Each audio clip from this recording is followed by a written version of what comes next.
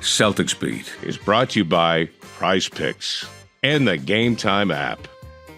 Hey everyone, welcome in, and boy, it's great to be back here with you again. I was going to say, like, welcome to December. I think this has to be of our second December show, right? Was the show last week technically December 1st, something like that?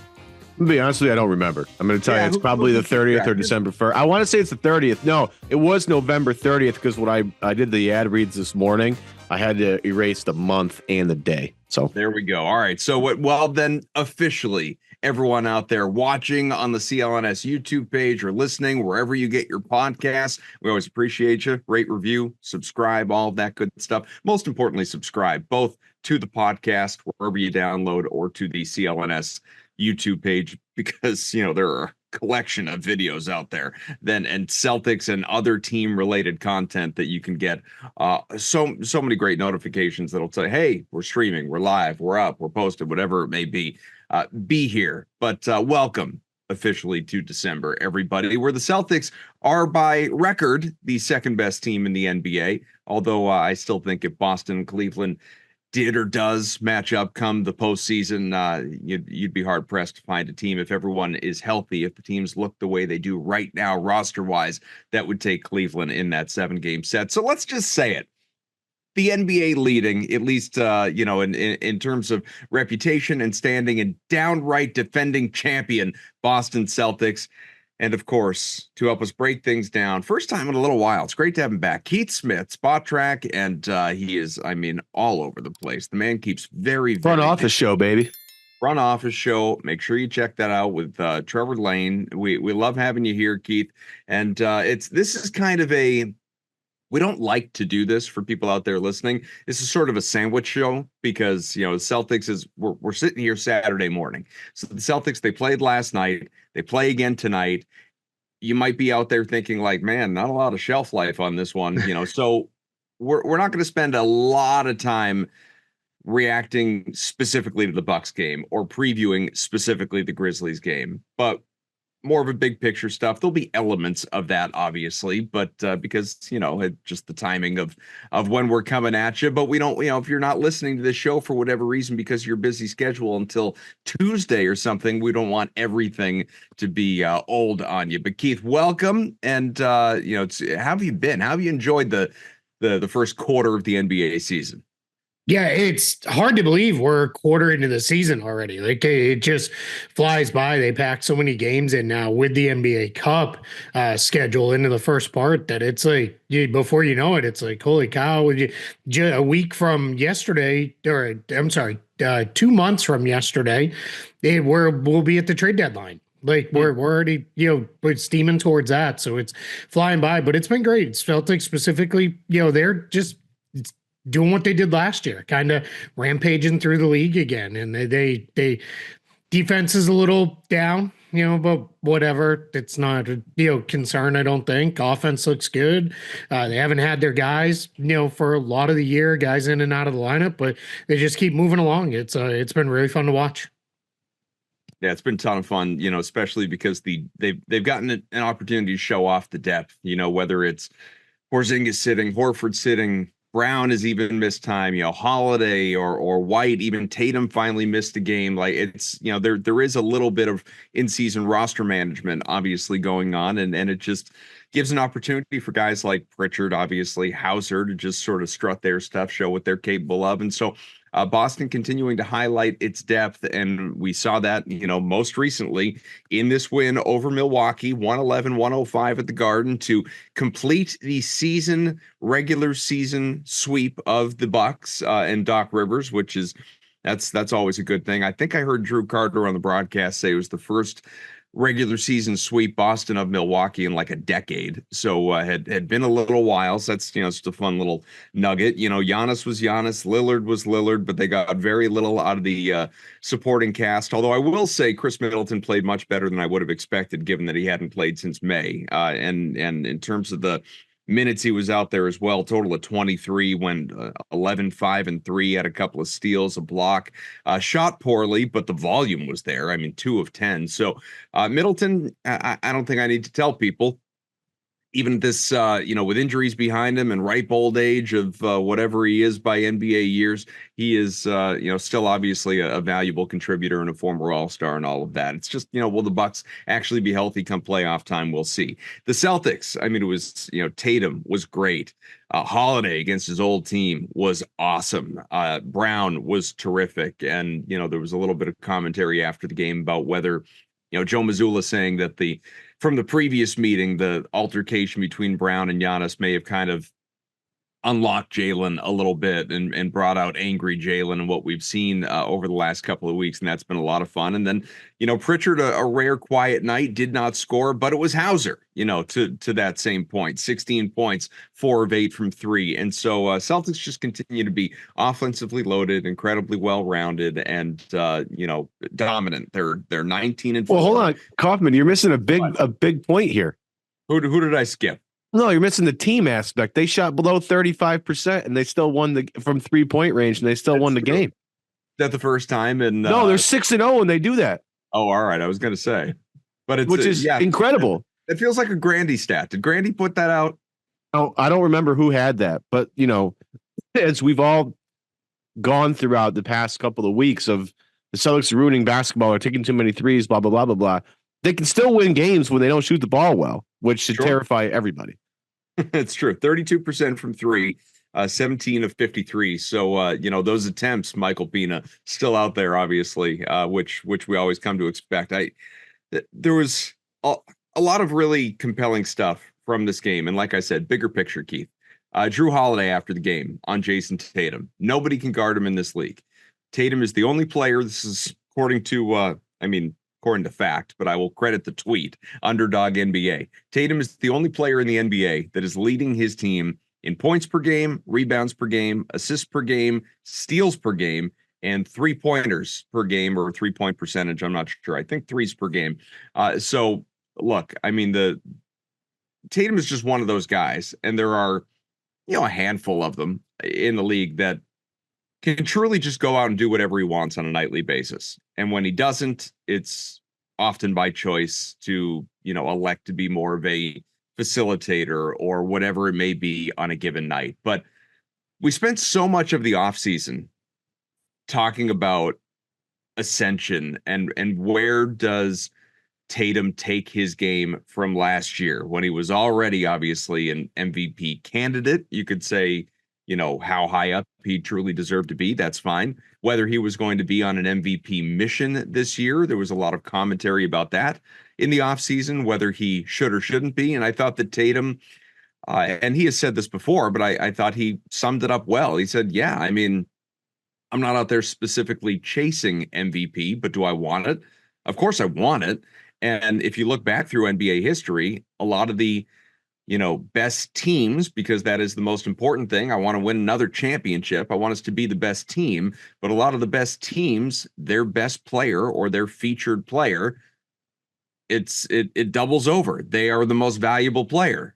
So like these don't need to be isolated things where it's, really good player, average team or whatever it may be, or very good but not great team. These things often go hand in hand. And we are now seeing nightly Jayson Tatum truly proving that.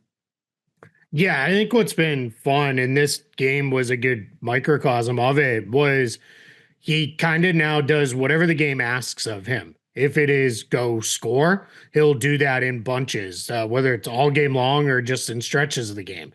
If it is, all right, we're going to see extra help, you're going to see defenses shaded your way, he's perfectly happy to set guys up. He had some outstanding passes in this game. He had one to Keita in the first half that was one of the best passes I think he's ever thrown. And then he had a really couple nice ones to Jrue Holiday too. And he played the whole game. He had one turnover as well. So it's really become a spot where for Jayson Tatum, it's now really, I would say about 2 years ago, probably right as they were making that first finals run against the Warriors. That's when you really started to see him have a huge impact on games if the shot wasn't falling. Now that's just a regular thing. And more often than not, the shot is falling Like the jumper looks good again. It looks clean. It looks smooth. Everything looks really, really good. And I think too, now with him and Jaylen Brown, and I think Joe Mazzulla is owed a big credit to this because he makes sure each of them gets their 6 minutes per half, where it's all right, it's you. Like you've got it. The two guys there's no more your turn, my turn. Like it is just very like, all right, let's go. Let's get out there and do that. I think Holiday and White help with that too, because they are very willing to say, hey, we've had a couple sticky possessions. We're going to go get the ball and make sure it moves. We're going to set things up. But yeah, I mean, Jayson Tatum, I would say he's probably the MVP if Nikola Jokic didn't exist, but he does. And he's doing things we've never seen before on the floor. But I mean, Tatum's right there. He's been so good. I'm not going to lie to you, Keith, and I texted this to Kaufman last night, and Kaufman came back at me when my son had the same exact point after the game, and I hadn't gotten here quite yet. I've been very encouraged and enthused by Tatum's little mini leap I think he's made in the offseason. He's certainly the best Tatum we've ever seen, and I think last night in the fourth quarter he was utterly perfect last night between shooting the basketball, guarding Damian Lillard on the perimeter, which was fun to watch, moving the ball around, getting the ball where it needs to be. Last night at the end of the game, I'm sitting there thinking, I'm like, I can't believe I'm going to say this, but I think I'd rather have Tatum than Giannis at this point because of what he allows you floor spacing wise, what he allows you to do moving the basketball. Giannis, it doesn't feel like the connectivity's there with Giannis in terms of passing. Usually when he gets it, and honestly, if I'm Giannis, I'm probably not giving the ball up either. I'm just going to go to the rack and get fouled, or I'm going to, finish through contact. But I think with the way Tatum can impact the basketball game, specifically in the fourth quarter, when I'm not nearly as nervous when Tatum goes to the free throw line as when Giannis goes to the free throw line. I think Tatum may, tell me if I'm crazy, I think Tatum has surpassed Giannis as in terms of like hierarchy in the NBA. And I think at this point, if you're looking at every guy in the league, the only guy I feel comfortable saying is better than Tatum right now is Nikola Jokic, and that's it. Am I nuts? Now hang on one sec before you answer that, because I just want to paint the clear picture. Like all of that's fine, but that wasn't what you texted. Specifically, what you texted, and I'm bringing it up because I think it's a totally fine question. But I let's present the question. The question was, is Giannis potentially overrated at this point? It wasn't the like, who would you rather have, Giannis or Tatum? Because that's fine. Like I want Tatum for sure. But it was, is Giannis potentially overrated? And meaning like just within that top five, do we put him higher than he actually belongs? And then it's the whole Giannis versus Tatum thing. But go ahead, Keith. Yeah, I think is Giannis overrated part of it? I would say not in general. When he plays, he has such a massive impact. He's still like almost impossible to guard. I mean, shout out to Al Horford. Like it's ridiculous that, this guy who's one of the oldest players in the league is still giving Giannis trouble.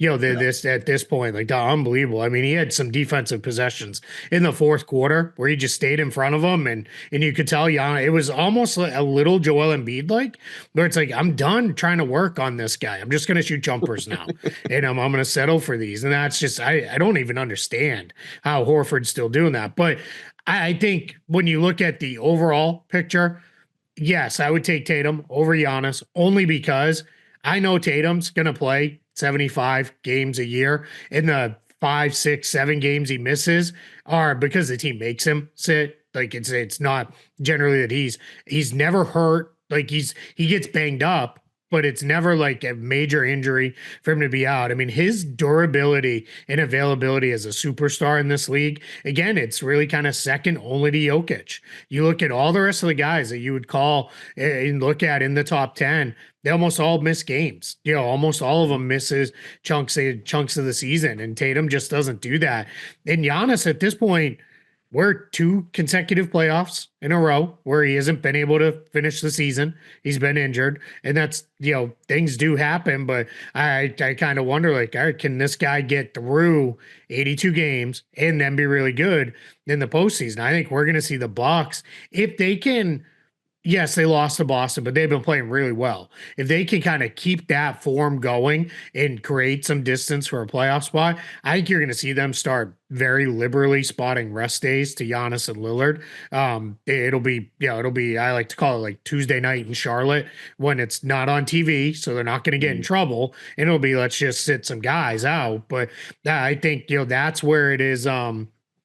That's the differentiator for me with a guy like Tatum and Giannis right now. And then you add in the age and all the other stuff that goes along with it. But yeah, it is funny. The conversation I had with some people is it's crazy that he still stands out like this in this collection of talent that the Celtics have. He very clearly stands out. And this is no knock on Jaylen Brown. And I love Jaylen Brown. But Jayson Tatum's the best player on the team, and it's not even really close. Like, you just see they win the Tatum and reserve minutes all the time, and they look really good. When it's Brown in reserves, it doesn't look quite as good. And that's not, again, not a knock on Brown. It's just that's where Tatum is as a player. Let's take a quick break today. Today's show is powered by PrizePicks. PrizePicks is the best place to get real money sports action. With over 10 million members, billions of dollars in awarded winnings, PrizePicks has made daily fantasy sports accessible to all. You just pick more or less on at least 2 players for a shot to win up to 100 times your cash. Think about that. 100 times your money. Run your game all season long on PrizePicks, Ev. So many things, Coffin, make PrizePicks great, but in my opinion, it's all about flex play, folks. PrizePicks invented the flex play, which means you can still cash out even if your lineup isn't perfect. You can double your money even if one of your picks doesn't hit. Nobody in the industry, folks, is doing that, and I mean nobody. And if you're listening to this and you play things like this, you know I'm speaking the truth. And Coffin, week 14 in the NFL is upon us. If you play fantasy football, last week of the regular season, but obviously we're still chugging away here with PrizePicks. Couple of things I got my eye on. Will Levis, more than 212.5 passing yards against the Jags. The Jags are terrible. Absolutely terrible. Saquon Barkley, I like the guy a lot. I'm going to keep riding the Saquon Barkley train. More than a half a touchdown against the Panthers defense. Seems like a lock. And then my guy, one of my favorite guys in the NFL this year in terms of PrizePicks, Jamar Chase, more than 79.5 receiving yards against the beat-up Dallas defense. Coffin, you put those 3 together, $10 play wins you $40. Listen, man, Barkley touchdown, Chase yardage, I'll always back those. The only thing I'm supporting with Will Levis is that he's going to show up on my TV in a Mayo commercial. That is it. There you go. There you go. Win. PrizePicks now offers Venmo for quick and easy deposits and withdrawals into your account this sports season. Download the app today. Use code CLNS, that is code CLNS, to get $50 instantly after you play your first $5 lineup. Again, download the app today. Code CLNS for $50 instantly after you play your first $5 lineup. PrizePicks, run your game. Let's get back to the show. He's been incredible. There's no doubt about it. But I do want to, we don't spend enough time. I feel like on this show, Ev, Tatum and Brown to death, deservedly so. Pritchard gets a lot of airtime. As he should.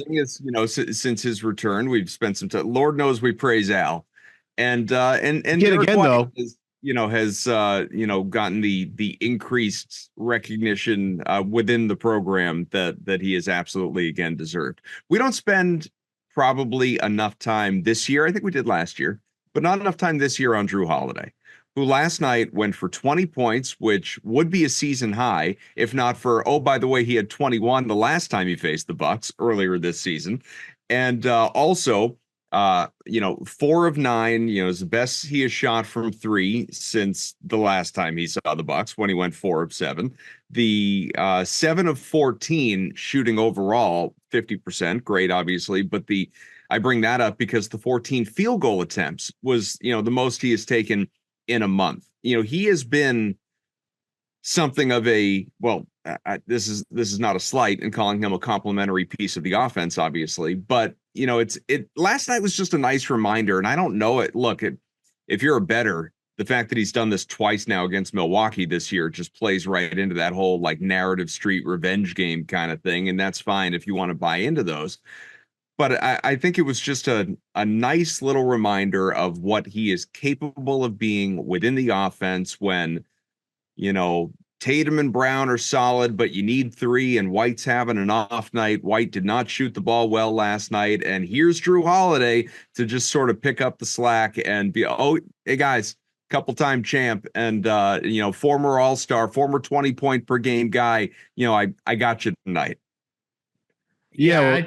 The best part, though, just real quick, the best part is the dagger of the game. And I know we went to free throws at the end of the game. The dagger of the game was Jrue Holiday off a pass from Jayson Tatum trying to cut to the basket. Jrue Holiday, little floater from like 15 to ice it was just beautiful, beautiful stuff. Sorry, Keith. No, you're fine. Yeah, I was going to bring that play up too. Yeah, he made a bunch of plays late, made some good defensive plays late as well. And it's got to be like the ultimate security blanket for Joe Mazzulla to be like, all right, Payton Pritchard, who's been our guy all year, he's filled it up, he's done all these things. All right, he doesn't really have it tonight. He just couldn't shake loose. Like I think the Bucks really. You saw the last time they played, Doc lost his mind because Pritchard got one of those buzzer beaters, and Pritchard. Mazzulla put him in, and it was like $3 were like surrounding him, and he still got he didn't get it off, but he still got the ball. It was like they were trying to not even let him touch it, and they were there. But I think for Mazzulla again, it's like, all right, Pritchard doesn't really have it tonight. White's struggling.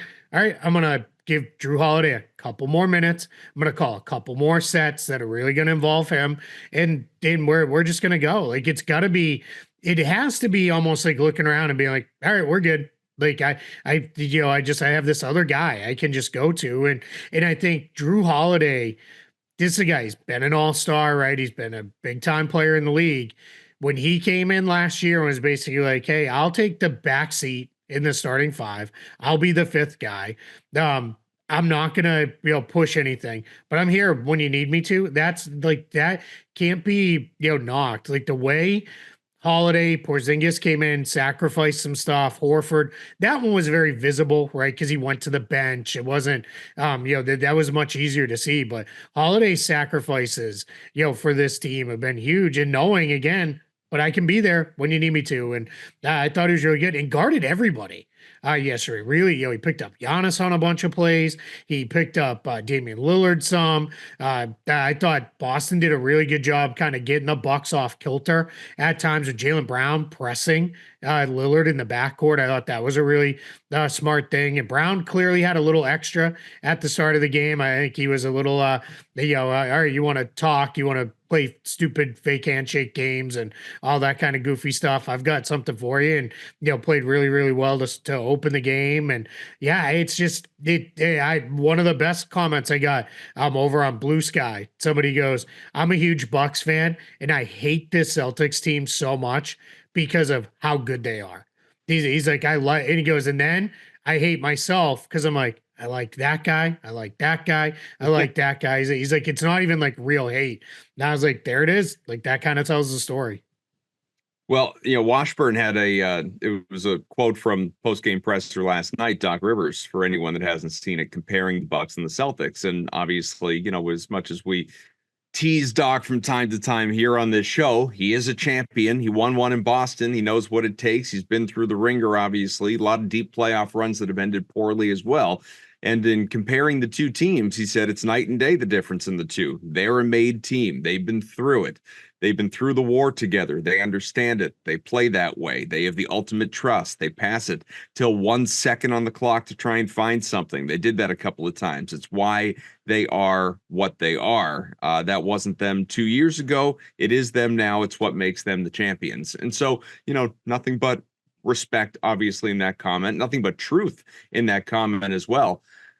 I do want to circle back to something on Holiday, but since we're on this, how far, because the Bucks were, not quite like Philly level laughingstock, but the Bucks got off to a real slow start to the year. They've turned it around. They've been hot over the last few weeks to where they're, never mind even the play-in, they're back in the actual top six, the playoff mix.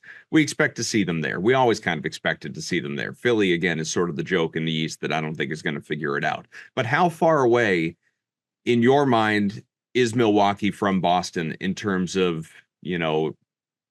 these two happen to clash come a postseason series?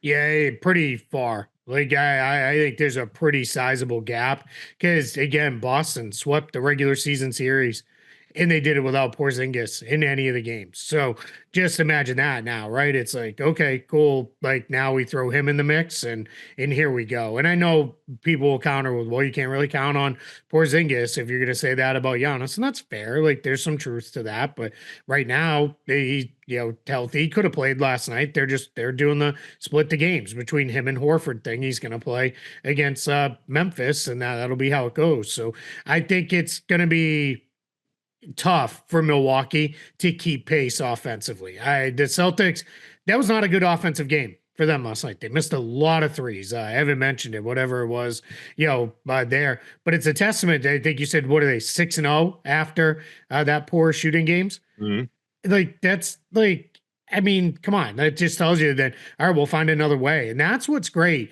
People look at it and they're like 53 pointers per game, all the things that they do.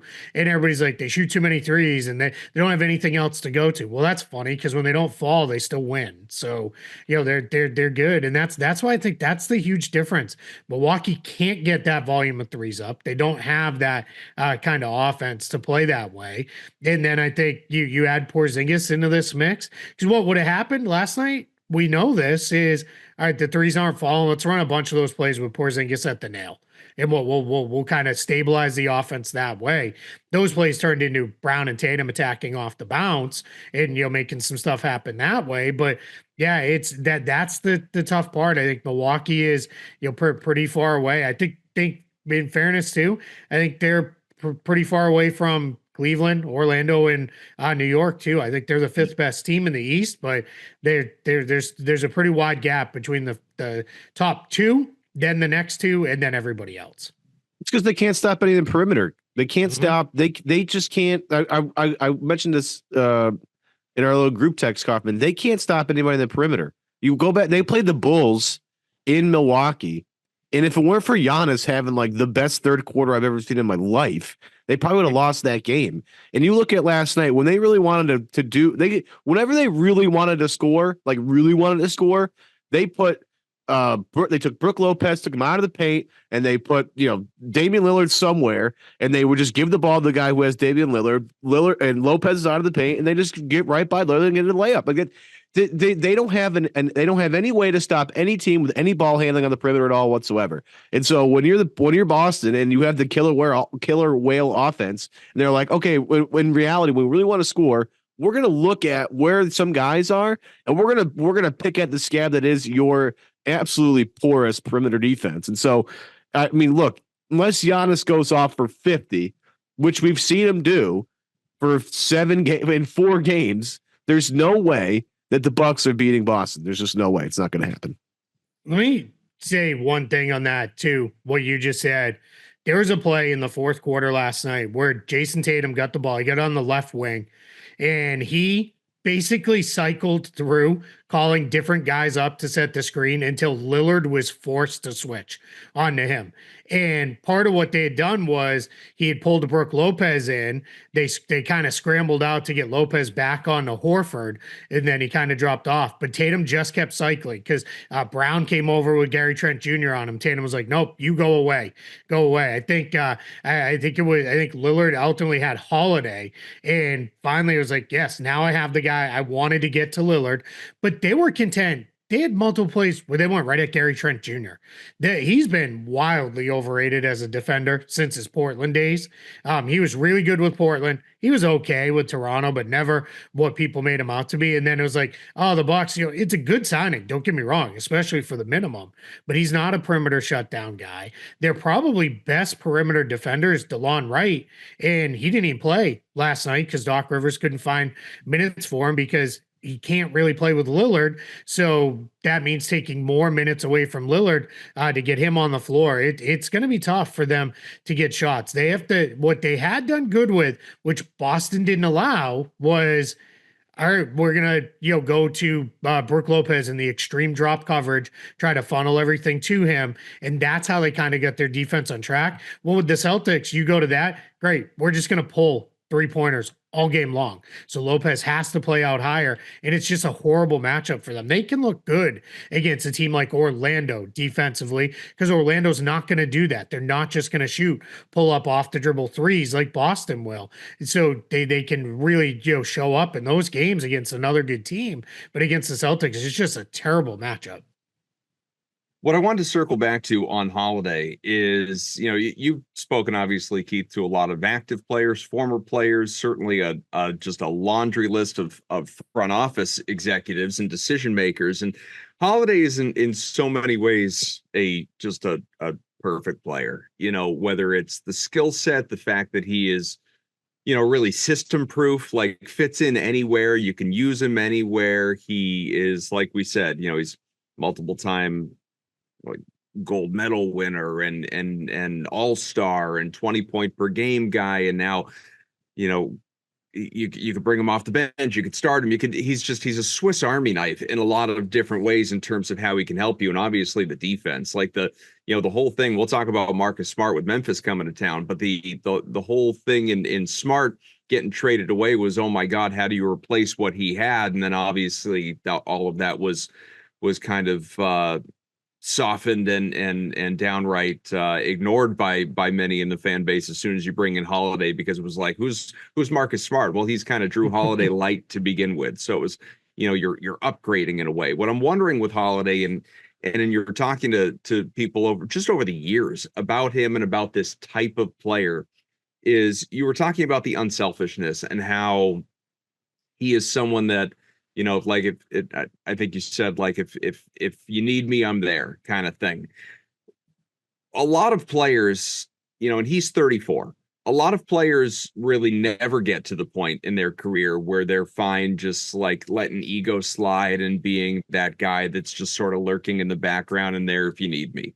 Some guys are like a Derek White type, who is very different, obviously, is there out of the chute. Like at the start of his career, he's just trying to make it, trying to survive. And so there's this dichotomy, obviously, in the type of player. But I guess I'm just wondering how you have what type of player sort of reaches that point where they get into early 30s and they're fine, if not earlier, and they're fine just sort of taking a step back and being there and just being helpful, and winning truly comes above all else. Yeah, it's a great question. I think to your point, some guys are always that way. I go back to when I really started doing a lot of this and talking to a lot of people around the league. In 2016, I talked to folks with the Pelicans, and he was coming off the bench for the Pelicans that year because just their roster construction was better for him to be their sixth man. And he got kind of criminally underrated in the sixth man of the year voting. It was really good. And I remember asking them, like, this is a guy who's always started, right? Started for Philly when he was young, started when he came over to New Orleans, and they're like, never even batted an eye. We're like, hey, we need you to come off the bench. He's like, okay, fine. Like, I'll like not even like a upset or anything like that. And don't get me wrong, every NBA player wants to start and play more. Like I always go back to Payton Pritchard, right? When he was like, I want to get traded because I want to play. It was like, and some people are like, oh, I can't believe this guy's attitude. And it's like, no, you want that. I don't want guys on my team that are like, I'm good. I'm just happy to be on the bench. Like, I don't care if I ever play. You want that. It's competitive. Like, that's what you want out of a guy. But going back to Holiday, I think what with him is that's just who he's always been. Some guys, when they figured out late in their career, right? It's like, man, I need to do this if I want to win, right? Like, I need to make this change to my game, this sacrifice. I need to play less. I need to come off the bench, whatever it is. And then for some players, it never gets there, right? They just never get there because I've always been this guy, and it's really hard for me to accept a lesser role. And I think I love Marcus Smart. Don't get me wrong. I think for Marcus Smart, it was always going to be kind of hard for him to take a step back in the spotlight in Boston, because he had been like the heart and soul of the team for so long that I think there was a sense of like, if I'm not this here, what am I? Like if I'm a lessened version of everything I've been, like what is it? And sometimes it takes a change of scenery because it's funny. He had a game the other night for Memphis, Smart did, where didn't really play very well, but they made a bunch of plays late and really helped them win the game after John Morant got ejected. And I had a handful of Grizzlies friends reach out and they were like, that's like that's exactly what you said he would do. Like there'd be some game where you'd be like, this guy's been awful. He's going to lose us the game, and the next thing you know, he wins it for us. So, but I think with Holiday, I think with him, it's just always been there. It's just been, all right, what do we need to win? Like, you need me to score, you need to play defense, you need me to move the ball. Like those are things I'm going to do. I thought again this year, down a couple minutes per game. He, missed a couple games. I think they're going to be very careful with him. I think the full scale emergence of Payton Pritchard now has Missoula being like, neither one of the guards is ever playing through anything. White or Holiday, you're going to sit. And White, we know more often than not, he's one of the Iron Men in the league. He will play. But yeah, I think they're in a spot where Jrue Holiday kind of was that last piece that just makes it all click and like everything works.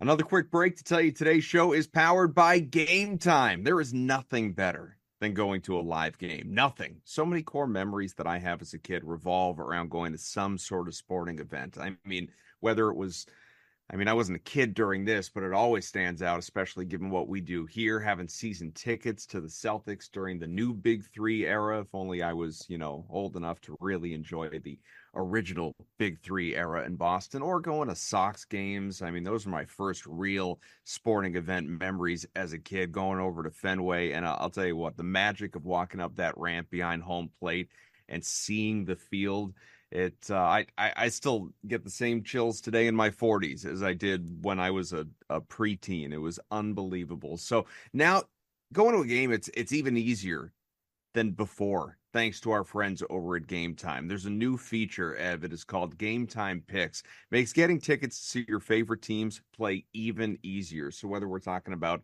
Red Sox, Patriots, Bruins, Celtics, Revolution, GameTime Picks filters out the fluff, shows you only incredible deals on great seats. You don't have to waste time searching through thousands of tickets. Yeah, that's some of the greatest stuff right there. And GameTime also filters through some of the BS when you're trying to navigate tickets. Like, you have this entire world in front of you.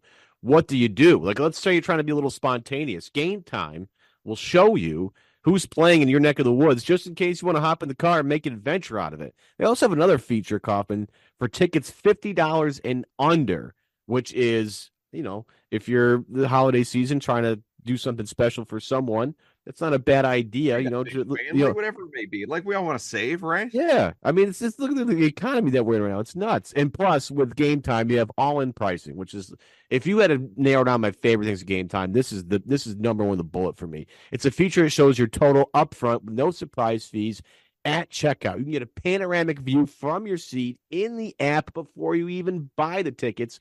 And GameTime says lowest prices you're going to find anywhere are on GameTime. And if it's not, they will credit you 110% of the difference. Kaufman, in that situation, buddy, you are making money. That sounds pretty good. GameTime ticket coverage, your purchase covered with the most flexible customer service policy in the ticketing industry. So take the guesswork out of buying tickets with GameTime. Download the GameTime app, create an account, use code CLNS for $20 off your first purchase. Again, terms apply. Create the account, redeem code CLNS, $20 off. Download GameTime today. What time is it? Game time. Let's get back to the show. Kaufman, the one thing I'll say, just to echo your point here, last night, and I'll say Friday night was a great reminder.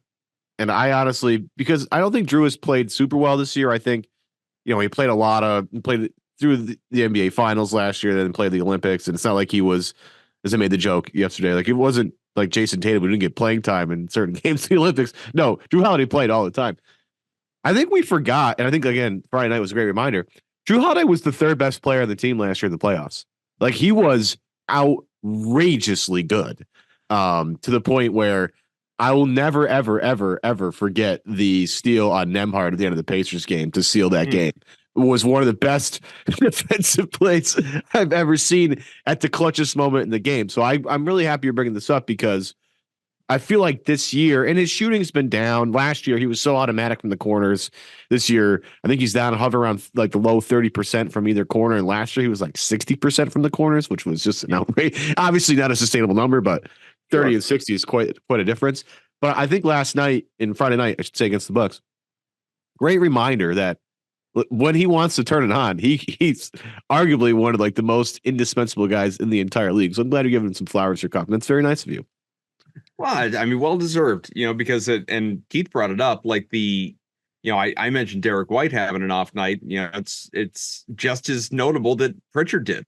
Pritchard has been this consistent, I know he's not averaging this, but it feels like this consistent 20 plus point per game guy off the bench. And he's averaging like 16 or something. So he's in the vicinity, but he has been, in terms of that bench unit, obviously a focal point of the offense, if not the leader of the offense. And I look, excuse me, we were on this in the offseason of, talking about like what, just wait until you see what you're going to get this year out of Payton Pritchard.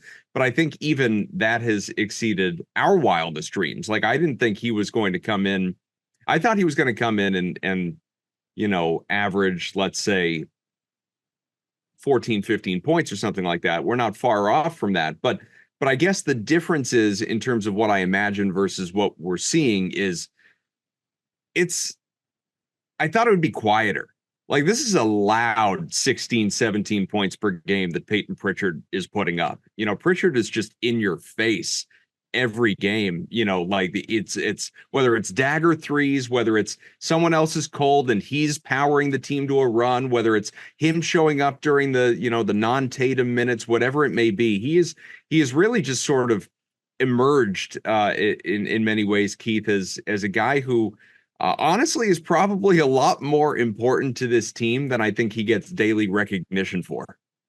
Yeah, I think what's important there in what you said is it's all very loud with him. Like, it's the 35-foot jump shots and then turning around and like the whole place is going crazy and people are like laughing, like, can you believe he made that? In his mind is like, why did it even touch the rim at all? Like, these should all swish straight through. Like, he plays with this supreme level of confidence that when you're a small guard, if you don't play with that, you're not going to make it in the league.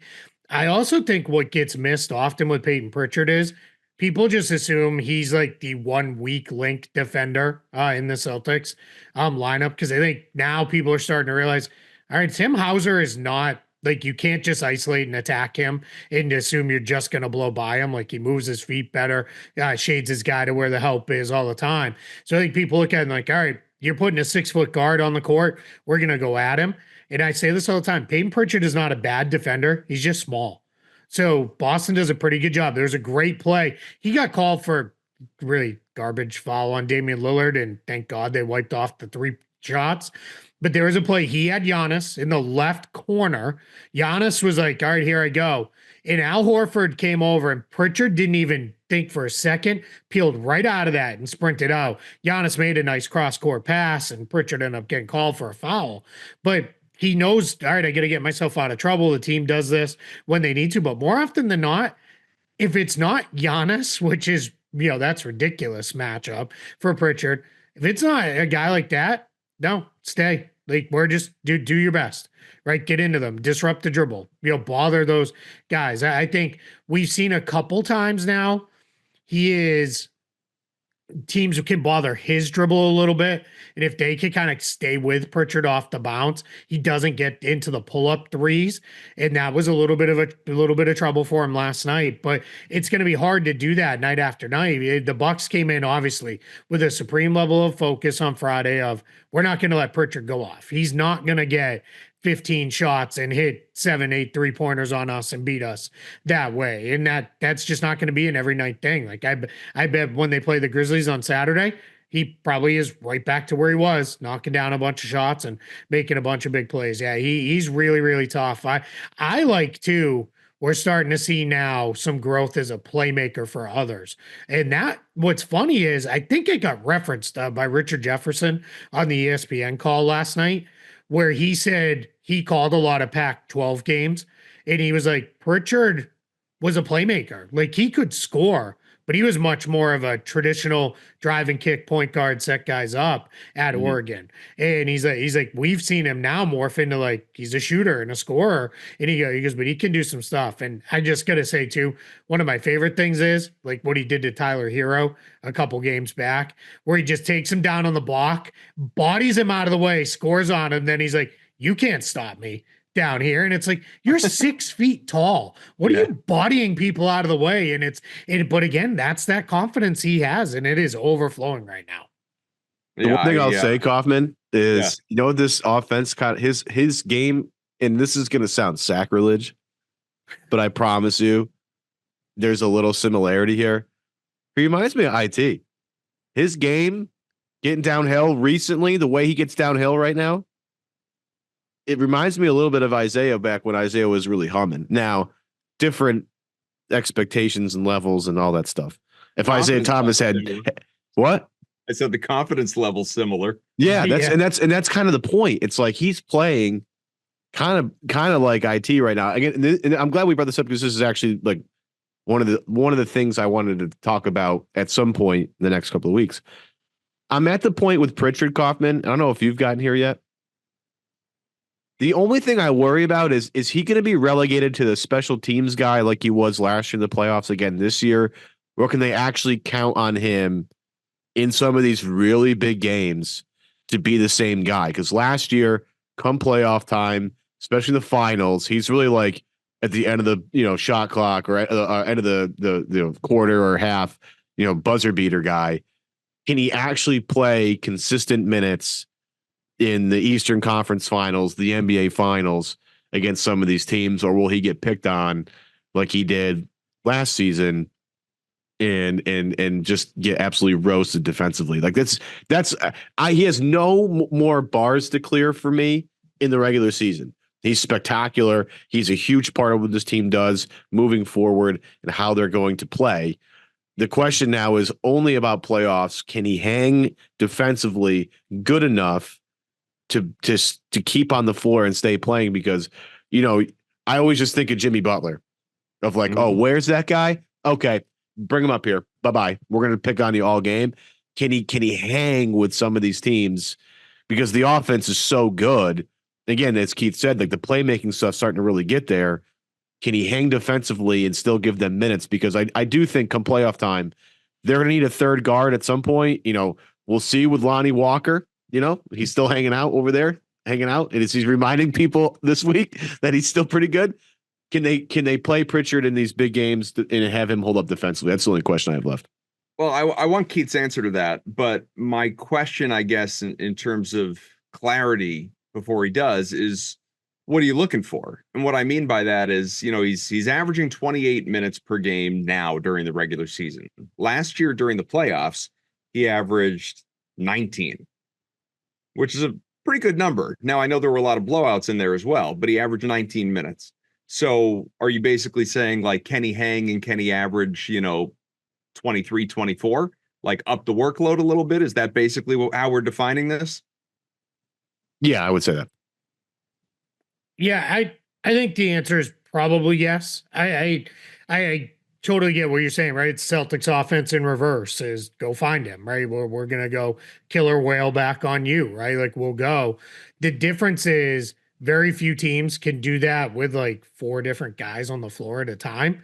And that's where Boston, like if let's say they do run into Miami, all right, if Jimmy Butler is going to go find Payton Pritchard, then we will send help, right? Like we'll scram him out of it. We'll do what we need to do. And that's where sometimes that stuff looks worse in like the regular season because you're not building a game plan for it. Because it's like, all right, we know Jimmy Butler's going to call him into the play, get the switch, and then try to do it. So here's how we're going to counter. In the regular season, it's, hey, we're going to try to put this in 5 minutes and shoot around. Just play it straight up and we'll figure it out. Like we'll go from there. And if we need to call something different in the last few minutes of the game, we'll do that. But yeah, I think the other part that's IT like is the crowd reaction to him, right? They love him. I had a friend of mine, he's typical sports fan, right? He's like, I only really start watching the NBA as the NFL season wraps up. And he was watching some Celtics games, and he's like, is it crazy? He's like, I feel like Payton Pritchard is the most popular guy on the team. And I said, he might be. I said, it's pretty close. The crowd loves him because it's what's also fun is I think back to those when IT was really rolling. You just knew, like you knew, and the crowd knew like 2 shots before like anybody else knew. It's like, oh, he hit a couple of these in a row. Like now it's coming. We're ready for the avalanche. And that same feeling happens with Pritchard, where it's like, okay, here's 1 or 2 have gone down. Now we're going to see him unload. And I think what's been fun to see is this year he's doing it. There's no stat inflation where he's piling up 20 points in the fourth quarter because Boston was up 30 going in and he played the whole final period. These are all coming in the flow of the game now because now he's not even always on the floor late. He's now turned into, all right, you're out because that's how important you are and how good you are. Generally they have their kind of top 8, 9 guys. Now that Porzingis is back, he's certainly one of those top 8 or 9 guys. And I think they'll find ways to make it work. That'll probably be some of the experimentation stuff we'll see as the season goes along when you race out to these, big leads in the standings and and I get it. They're going to keep kind of chasing Cleveland. I think Cleveland being out there as their carrot is actually good for them in a way where it is, we want to keep chasing. We have someone to chase down right there. There's nothing otherwise. What's the motivation to continue to push and push and push? Because it's like just now this team very much, and they've had this at moments in games where it's like, just get us to the playoffs. Like we now know what we need to do, but having Cleveland there gives them something to chase. But I think you will see some, all right, let's try some stuff here where, all right, we're going to I will not be surprised if Joe Mazzulla is like, I'm going to purposely let Pritchard get switched on to bigger guys. One, let's see how he holds up in these games that don't really matter. And 2, all right, well then let's work on our help in switching principles to switch back or jump switch or scram or whatever way you want to confront that to get him out of those coverages. That'll be what they'll play with the rest of the year. But yeah, huge part of the team. Well, I think the other thing with Pritchard too, if we're all being honest with ourselves, is the crowd reaction, the crowd loving him. It's, a lot of it is, it's a stature thing, right? Yeah. Like if you're walking around the airport, like you're going somewhere on vacation and you walk by someone who looks like Jayson Tatum. I mean, physically, like tall, ripped, looks like you probably play a sport, man. Like just looks like an athlete. You know what I mean? You see Pritchard and you wouldn't give him a second glance. You just walk by him that's why like that video of him playing with the little kid in the playground when he was out with his wife that day was so perfect, and why it went viral is like, look at him just like blending in and he looks like a dude that you run with at the Y. Like he's not this physically imposing, and all the while he's, for this goes back to what Ev was saying earlier, for all the people across the, sort of NBA fandom or analysts or whoever, that are like bitching about the way the game is played now and don't like all the threes or whatever. Like when you're that may be true for the TV product, and that's fine. Like sometimes I tire of it too. When you're in the building and you're seeing, like Payton Pritchard is not Steph Curry, obviously. But when you're seeing someone hit those Curry-like shots, I mean, yeah, they're loud, like we said before. It gets you out of your seat. So much like IT in a lot of same ways, like, smaller guy, you're not going to like turn an eye, like double take him if you just passed him on the street saying like, you must be a pro athlete. Like like the crowd responds, any crowd, Boston crowd or otherwise, any crowd responds to seeing a dude out on the floor that looks like Pritchard, that's doing what Pritchard is doing. And that's part of the thing that makes it so fun. I gotta believe all over New England, there are guys, and probably if this kind of run and he's playing this big on the bigger stage nationally in the playoffs, it'll be all over the country. There's a bunch of dudes sitting in the bar somewhere watching the game with their friends being like, my JV coach wasn't such a jerk. I could have been that. And that's what I would have been, right? Because that's what you think of, right? It's like, well, he's my height, right? Like I would, could have been that good. And I guarantee that story's been told a million times of like, remember how I used to light it up in the, CYO or the Biddy League game? Like I was like Pritchard back in the day. And it's like, yeah, sure you were. Like, but it's just, yeah, we all love to see ourselves in these now. Yeah, right. And it's fun, man. It really is. It's a blast. Like, it's just another layer to this team that makes them so fun, is you never know when it's like gonna go off. And I'm guessing after that super quiet game against Milwaukee, he's probably gonna come out, firing against Memphis and have a big day. Yeah, I jump on his overs. Let's quickly, before we wrap, talk about this Grizzlies game, and not so much previewing the game because, again, people may listen to a couple days, the game's already happened, but bigger picture with Memphis. What I think is interesting is like OKC leads the West. The Thunder are exactly who we all thought the Thunder were going to be and will continue to be as long as they stay healthy. The Grizzlies, Keith and Ev, are exactly what I thought they were going to be last year, except all the injuries happened and, it didn't come to reality. Now, while they have still dealt with injuries, they're healthier than they were last year, and Morant is available when he's not getting his ass ejected compared to last year.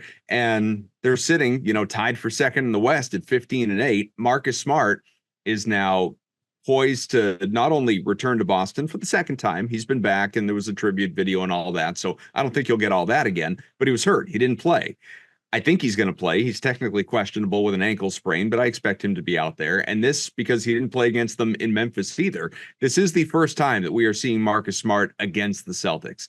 What are you expecting in terms of this game? He's going to get showered with love when he gets on the court for the first time, right? He's still a very special player to the Boston fans. They're going to, show him that on the court rather than just, in a sweatsuit on the sideline, waving everybody. They're going to show him that, and then they're going to want to go out there and beat him. Right. And then, hey, I'm looking forward to the first time somebody's like, man, Smart's kind of dirty, right? Like, I didn't realize like he played like this. And it's like, he's the same guy he always was. He's just wearing a blue jersey now instead of a green one. So yeah, this is going to be a fun test for Boston. John Morant's super duper athletic, even though he says he's not going to dunk anymore, which is a little weird, right? Because he doesn't want to get hurt, but he's still going to make a bunch of plays. Their bigs are tough. This will be a challenge, but I only just found this out the other day. Jayson Tatum's never lost to the Grizzlies in his career. Like, never lost a game to the Grizzlies. So yeah, we'll see how that comes together tonight. But yeah, it's going to be a lot of fun to watch this one. But yeah, I think Smart, it'll be a love fest for a little while until he dives for a ball and knocks somebody over, and then everybody will be angry. Yeah, I'm pumped for Marcus. No, I'm happy for him. I just hope everything goes well. I just want him to stay healthy and all those fun things. So it seems like he's in better shape, and we'll see. But yeah, I also would enjoy beating him. That'd be a lot of fun. But Celtics are heavy favorites in this game. I do expect them to win, regardless of who ends up sitting in this game for Boston. I'm just looking forward to Marcus Smart jacking like 9 3-pointers. Just see, it's too many threes. That'd be great. Keith Smith, Spotrac, of course, front office show, and we love having him here with us. Thank you, to you, Keith, to everybody out there watching, listening, all of that, and rate, review, subscribe to the podcast. We're back at it again next week, where the Celtics continue to roll. This should be a fun one. A lot of good big picture thoughts here in this one. We'll do it again next week as we inch closer and closer to 2025.